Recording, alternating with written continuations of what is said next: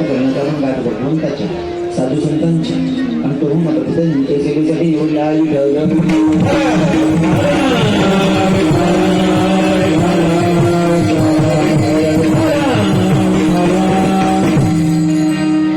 घेऊन निमित्त आहे. तुम्हा सगळ्यांना घ्यायचे तर गुण वक्तव्य कर्तव्य अनुभव करा. साधू संतांच्या पदस्पर्शाने पुनीत पावन झालेली आपली जळगाव नगरी आणि जळगाव नगरीमध्ये हाय हाय हाय काय आनंद आहे राव. मला खरंच आता गर्व होतोय माझ्या कानादेशातल्या लोकांवर.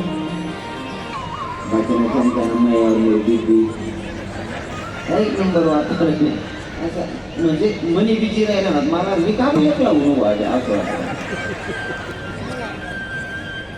वातावरण आहे. एक नंबर आयोजकांनी एक नंबर नियोजन केलेले महाराज. आणि एवढ्या गर्दी ते सगळं स्टॉल वगैरे लावलेले आहेत तरी तुम्ही कीर्तनाला बसलेले अजून याच्या शिक्षणातून काही आनंद पाहिजे. वा लोक विभाजी जळगाव ना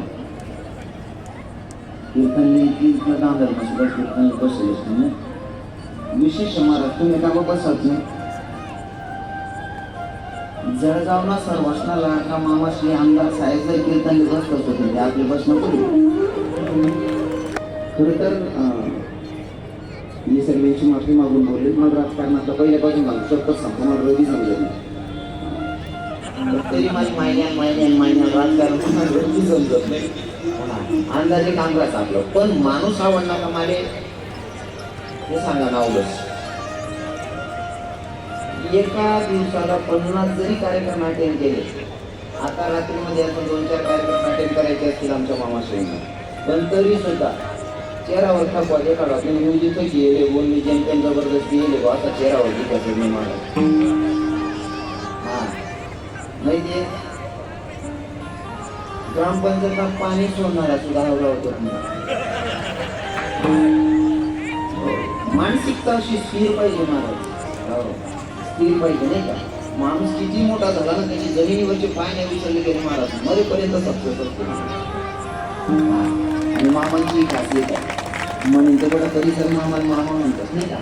आमदार साहेब येतो नाटका परिसर नाटका जळगाव मामा मामाच का म्हणतोस बाबा मोहन बाबा पंकज बाबा मायले आपण एकच जाऊ माय म्हणतोस मा म्हणजे डबल मायनं काम करतोस त्या मामा येतोस.